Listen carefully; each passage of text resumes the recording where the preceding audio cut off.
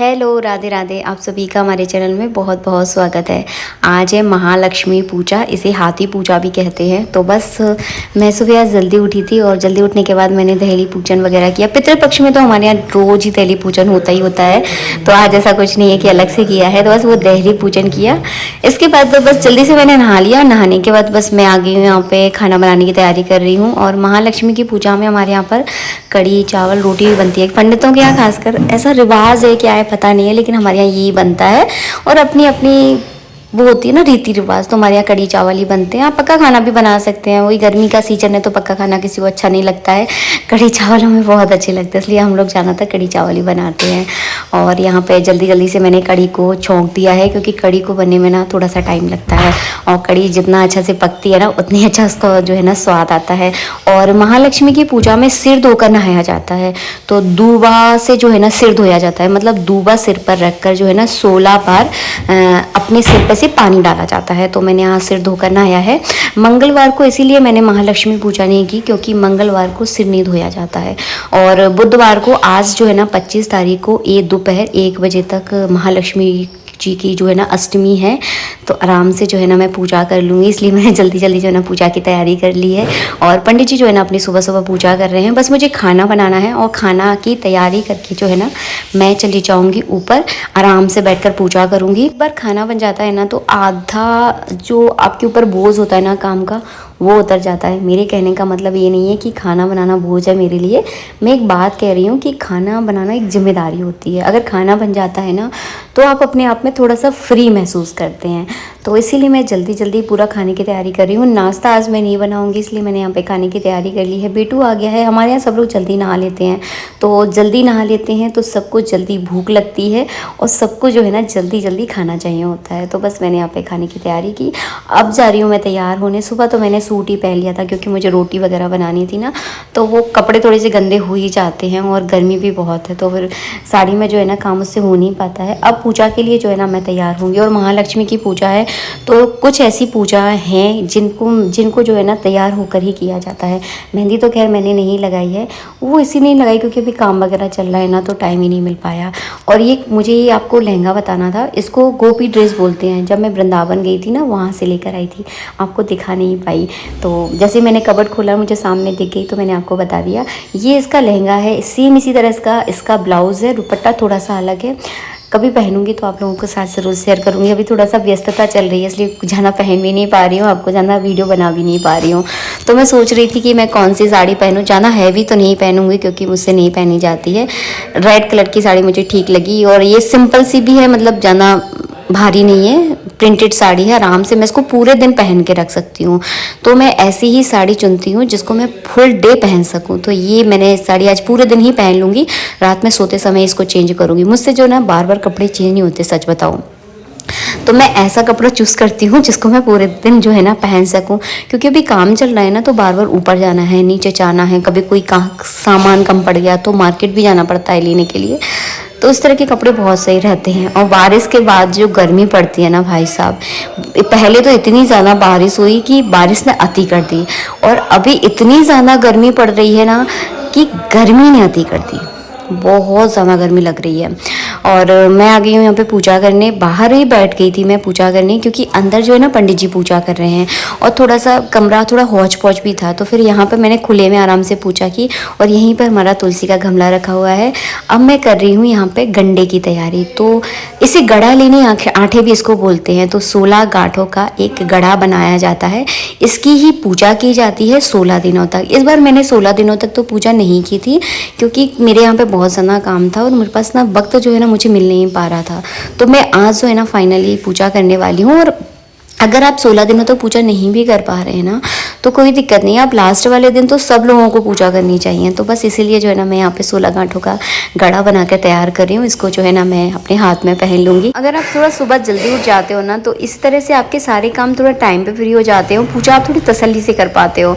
तो अभी ज़्यादा टाइम नहीं हुआ है, 9:30 बजे हैं, और मेरी पता पूजा की भी ऑलमोस्ट तैयारी हो गई है और ये मुझे कुछ बताने आए थे, मेरे को कुछ याद आ गया था तो मुझसे कुछ डिस्कस कर रहे थे। मैंने कहा अब बाद में बताना, मुझे अब पूजा कर लेने दो। तो बस ये है मेरी हाथी जो मैं मार्केट से लेकर आई थी। इस पर जो है ना भगवान विष्णु और लक्ष्मी जी निवास होकर जो है ना आपके घर में प्रवेश करते हैं। बस इनकी यहाँ पर मैंने पूजा की है। यहीं पर मेरे तुलसी का गमला रखा हुआ था। तो बहुत सिंपल तरीके से पूजा करती हूँ मैं। हर तीज त्योहार में मैं आपको बता चुकी हूँ, मैं ज़्यादा तामझाम नहीं करती हूँ क्योंकि मैं अपनी मन का आपको बता रही हूँ। देखिए सबका अपना अपना तरीका होता है, लेकिन मुझे ज़्यादा तामझाम करना नहीं झेल पाती। मैं सच बताऊँ आपको, मुझे बहुत साधारण तौर से पूजा करना अच्छा लगता है।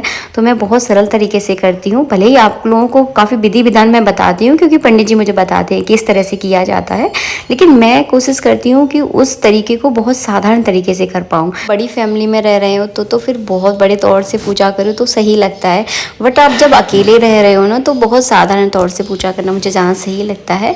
और लेकिन बस एक बात का ध्यान रखना चाहिए कि हर तीज त्योहार का अपना महत्व है, तो किसी भी तीज त्योहार को खाली मत जाने दीजिए। हर तीज त्योहार में पूजा ज़रूर कर लीजिए, लेकिन चाहे छोटी तौर से करें चाहे बड़े तौर से करें, भगवान ये नहीं कहते कि मेरे लिए बहुत बड़ा आडंबर करो, बहुत ज़्यादा दिखावा करो। और आजकल की पूजा पाठ में मैं आपको एक बात बता रही हूँ, मतलब दिखावा बहुत हो गया है। हर पूजा में आप देख लीजिए बहुत ज़्यादा दिखावटी चीज़ें हो गई हैं। मैं आप एक उदाहरण देती हूँ मैं आपको। क्या छोटी मूर्तियों से क्या पूजा नहीं होती है? कि छोटी मूर्तियों में भगवान का वास नहीं होता है, लेकिन मतलब बड़ी बड़ी मूर्तियाँ लेकर आते हैं। मतलब बहुत ज़्यादा दिखावा हो गया है। और फिर सबकी अपनी अपनी श्रद्धा है, किसी के बारे में क्या बोल सकते हैं। सबकी अपनी अपनी सोच है, सबके अपने अपने विचार हैं, लेकिन दिखावा भगवान के सामने दिखावा नहीं चलता है। इंसानों के सामने आप दिखावा कीजिए, वहाँ शायद चल जाएगा, लेकिन ईश्वर के सामने नहीं चलता है। तो दिखावे वाली पूजा नहीं चल पाती है। जितना भी कर रहे हो मन से करो और पूर्ण श्रद्धा से करो, वो चीज़ बहुत लंबे समय तक जो है ना चलती है। तो बस मेरा जो अंदर की भावनाएं हैं वो बस कुछ ऐसी हैं। फिर अपना अपना देखिए सोचने का तरीका है। यहाँ पर इस पूजा में जो है ना होम ज़रूर किया जाता है। तो बस मैंने यहाँ पे होम किया और इस तरह से मीठे का इसमें भोग लगा दिया। इसके बाद मैं आरती करूँगी।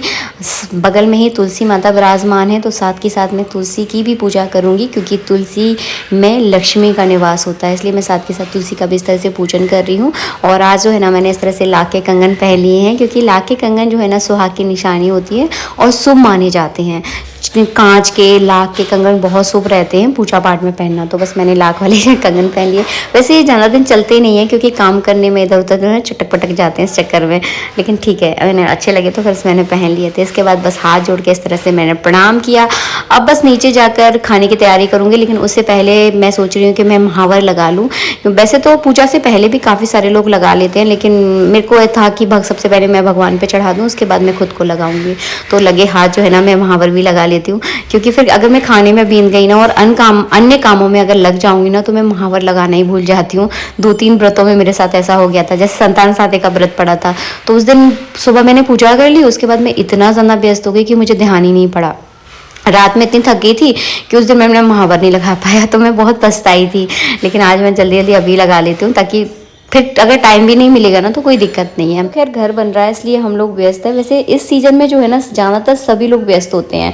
एक तो पितरों के दिन चल रहे हैं तो किसी के यहाँ श्राद्ध है, किसी के यहाँ कुछ है, मतलब उसमें व्यस्तता है। दूसरी बात नवरात्रि आ जाएंगे तो फिर नवरात्रि की पूजा में व्यस्तता हो जाएगी। फिर उसके बाद करवा चौथ आ जाएगा तो करवा चौथ की शॉपिंग वगैरह उसकी तैयारियों में व्यस्त हो जाएंगे। उसके बाद फिर साफ़ सफाई तो दिवाली की तैयारियों में मतलब व्यस्त हो जाएंगे। तो ये तो जो दिन होते हैं ना बहुत व्यस्तता वाले दिन होते हैं और इस समय आलस भी बहुत आता है। जैसे मैं आजकल पता है मुझे एक दिक्कत हो गई है, आप लोगों के साथ भी है, मुझे बताना ज़रूर। मतलब जैसे ही मैं खाना खाती हूँ मतलब अन्न मेरे पेट में आता है, मतलब खाना भोजन मेरे पेट में जाता है ना, वैसे ही मुझे इतनी ज़्यादा नींद आती है ना कि मेरी आंखें जो है ना इतनी भारी हो जाती हैं कि ऐसा लगता है कि बस आधा घंटे के लिए मैं थोड़ा सा आराम कर लूँ। आप लोगों के साथ भी होता है क्या? मुझे बताना ज़रूर। और अभी जो है ना मैंने पेड़ थोड़े से अंदर रख दिए हैं, वो इस वजह से क्योंकि बाहर की बालकनी में अभी थोड़ा काम चल रहा है। जैसे वो काम पूरा हो जाएगा ना तो पेड़ जो है ना मैं बाहर रख दूँगी। और ये वाला पेड़ बहुत अच्छा होता है, इसको रबर प्लांट बोलते हैं, बहुत अच्छे से ग्रो करता है। मेरे यहाँ बहुत अच्छे से ग्रो हुआ है ये। तो अगर आपको लगाना है तो आप लगाना, बहुत सुंदर लगता है ये प्लांट। लेकिन बड़े से इसको गमले में लगाना क्योंकि बहुत जल्दी जो है ना ग्रो होने लगता है, फिर इसकी जड़ें निकलने लगती हैं। अभी मैंने कुछ समय पहले इसको लगाया था, इसकी जड़ें जो है ना निकलना स्टार्ट हो गई हैं।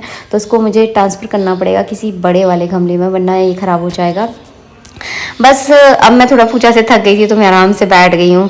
मतलब मुझे ऐसा लगता है कि थक जाओ ना तो थोड़ा बैठ जाओ, ऐसा नहीं है कि हाँ जल्दी जल्दी काम करना है, ये करना वो करना, वो मुझसे नहीं हो पाता है। तो मैं थक जाती हूँ ना तो थोड़ा सुकून से बैठ जाती हूँ। अभी ये पूजा कर रहे हैं, ये जब नीचे आएंगे ना तब मैं गर्मा गर्म रोटियाँ सेकूँगी, बेटू को खिलाऊँगी, इनको खिलाऊँगी और फिर जो है ना मैं भी खा लूँगी खाना। तो मेरा कुछ ऐसा रहता है। सब्जी वगैरह बना के मैं सब तैयार कर रही हूँ। आज तो मैंने कड़ी बनाई है तो बस वो सारा सामान मेरा तैयार है। चावल मैंने बना लिए थे, बस अब रोटियां बेलना बाकी हैं। तो बस ये लोग नीचे आएंगे जब मैं रोटियां सेकूंगी। और नीचे का फ्लोर कुछ हमारा ऐसा है, अभी थोड़ा सा फैला हुआ है। और आज जो है ना मैं सोच रही हूँ कि मैं कबाड़े का सामान सारा निकलवा कर जो है ना कबाड़ा भिजवा दूँ, क्योंकि अभी लाइट की फिटिंग वगैरह हुई ना तो बहुत सारे डिब्बे वगैरह, कुछ लाइटें हमने ऑनलाइन मंगाई थी तो उसके बहुत पैकेट वगैरह, बहुत सारा कबाड़ा पड़ा हुआ है। तो देखती हूँ अगर मुझे आज टाइम मिलेगा तो मैं ये वाला काम निपटाऊंगी और इस वीडियो का बस मैं यहीं एंड करूँगी। ये कलर जो है ना अब मुझे सच बताऊँ अच्छा लगने लगा है, पता नहीं क्यों अच्छा लगने लगा है, आप लोगों को पता नहीं क्यों अच्छा नहीं लगता है, बट ये कलर मुझे अब बहुत अच्छा लगने लगा है। शुरू में हुआ था तो थोड़ा सा मेरा मन बहुत ज़्यादा अजीब सा लगता था, बट अब देखते देखते ये कलर मुझे बहुत पसंद आने लगा है। बड़ी ठंडक सी जो है ना इस कलर में मुझे मिलती है, पता नहीं क्यों, बट अच्छा लग रहा है, मेरे मन को बहुत अच्छा लग रहा है। और किचन की पूरी ऑलमोस्ट सफाई मैंने कर दी है। सारा काम 10 नहीं, अभी 10 नहीं बजे, 11 बजे का टाइम है और सारा काम मेरा कंप्लीट है। आप लोगों के लिए मैं जल्दी से वीडियो एडिट करती हूँ और आप लोगों तक पहुँचाती हूँ।